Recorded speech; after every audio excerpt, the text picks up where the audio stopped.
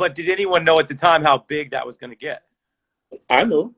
Yeah. I met Steve Jobs in Jimmy Iovine's office. I got a chance to see my own eyes. He spent the weekend with him, Dr. Dre, and the whole weekend he sat there. The first time I sat there, I went in there 10 minutes before I told him,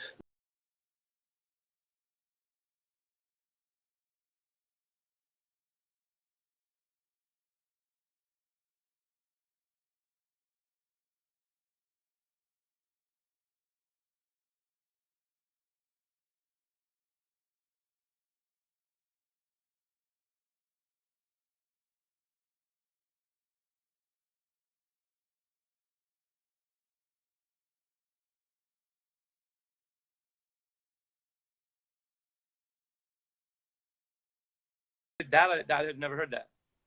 the iPad, that was the first thing. Like, Did it's Steve not Jobs like, strike you? Did he strike you as more open-minded than other suits you dealt with? yeah, look, he looked at it and was like,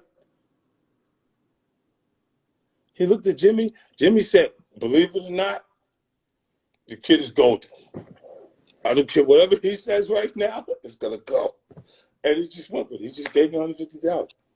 That's wild. And Dre was making a full transition then. Yeah, Dre never really had, like, it was, Dre's a brand. He's the thing that was protected. Jimmy felt safe with Dre because Dre could actually, he was like the magic that we had. Always, but like I'm saying, I would go collect and build my whole record. You have to see how rich the kid said, how long it take for me to make that record. Mm-hmm. It's just make new music, make music, make music. Don't make an album, make music. Right. Just keep making music, keep making music, keep making music.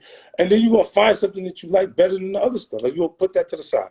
Put that to the side. Well, first of all, Rich has his new songs apply to you as well, because he talks about the money gets stuck together. Yeah. And that could apply to 50. I'm going to read you another quote here that's relevant to all of this, because, the other thing is about you, people know, even people who don't follow all your music, people know about 50 Cent, that you're going to call it like you see it. You don't care about offending people. No. So you do that with some sacred cows here. I'm reading in the Evolve or Die section, and you write, and again, I say this like a radio reset, Ari Melber here with 50 Cent, reading the book. You say, even though you were successful within music, you said basically you saw that we're gonna cut into the profits. Same way we just had macro pandemic change people's career prospects. Yeah. And you write, quote, and obviously you wrote this, I mean, everybody knows this, but you wrote this before the pandemic, but it's, I think people listening right now might think, okay, you write, instead of waiting for the inevitable axe to drop, I decided to beat Interscope to the punch. You set up a meeting with, and you tell them, quote, you guys aren't in the music business anymore, really. I'll be better off independent. I'm going to go into movies and television. And Jimmy asks, oh, you want to do both? And you say, it would have been easy to feel, quote, resentful in the moment. Jimmy wasn't my boss. He was my. Now, I could have taken a moment to ask why, despite all that success, he hadn't always had my back. Why hadn't he done more to support me? But I was already focused on the future, a future that would find me becoming very involved successfully in film and TV. And you write that he pivoted as well. People know that with Dr. Dre. Yeah, the beast. Oh, look, Joe Budden with 3 laughing emojis.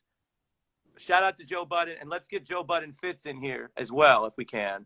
But 50, walk us through that. You were successful, Jimmy's successful, and yet you both are pivoting because you couldn't beat necessarily super macro trends that were going to drain music business of profit.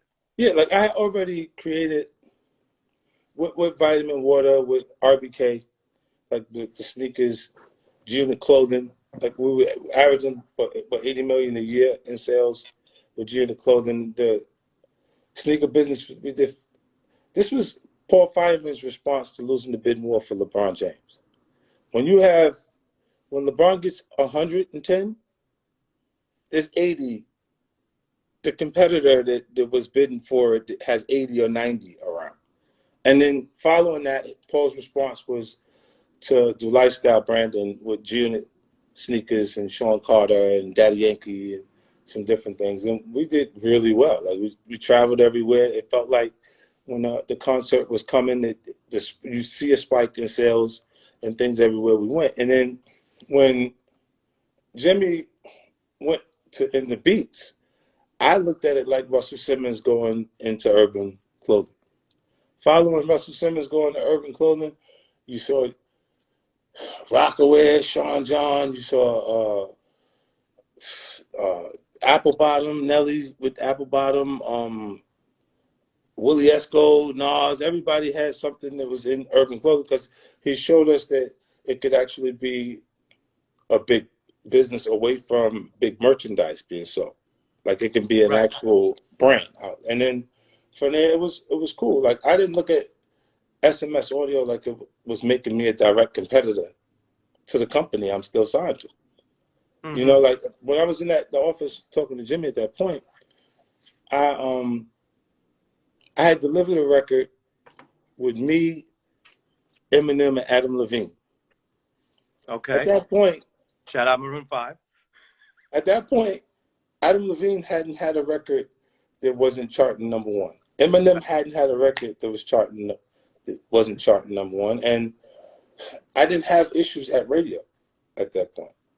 The song, like, we got to the point. At that point, the radio department was telling me, you know, we're gonna have to. Like they didn't know what to do or what to say to me because they couldn't say anything that would make sense to me, knowing that I know. Right.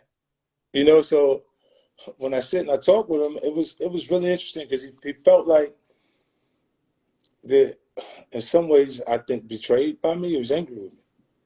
You know what I'm saying? I've done things I wasn't supposed to do the whole way. You know what I mean? Not to Jimmy. Or not to Dre or to Eminem in any way, you know what I'm saying? But when we came in, it was a lot of street energy around us. You know what I'm saying? There was a lot of things going on. So it was like I had altercations with guys that you don't pick these guys. All right, the guys I had beef with, they got life in the penitentiary for cases, homicides connected to them, all kind of things connected to them, right? And I had problems with these guys. This is why my aura is tougher than my behavior. Because I've had issues with them. When people say they want a problem, I say no problem. Because I don't necessarily think I can resolve the issue. You know what I mean? Like not through communicating, which I didn't communicate with you to create these films. Remember, and then you also the theme is in the book too, where you in the book you demand that people achieve the level of maturity and judgment that you did fast and young. Yeah. But not everyone's capable of that. I mean, for one thing. Oh, Mark Hanton in there. Shout out to Mark Hanton. I know you work with him. Super producer.